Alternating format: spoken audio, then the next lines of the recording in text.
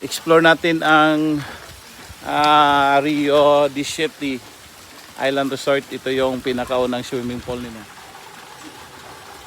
Sobrang linaw. Tubig.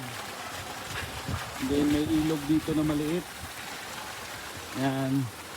Pero hindi sila dito kumuha ng tubig doon sa pinakataas. Yan o, bundok na yun o. Bundok na bundok.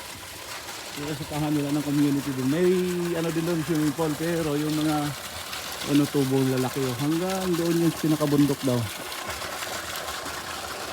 Yan.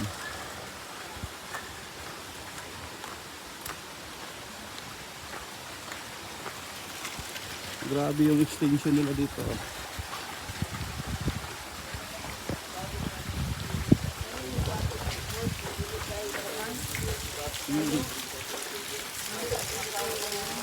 Lalong pangbata.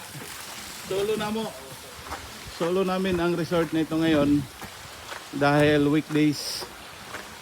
And may swimming pool doon. Dito tayo lumangoy kanina. Crystal cooler water, and then malamig din ang tubig. Wow, grabe. Nice talaga. Nice talaga.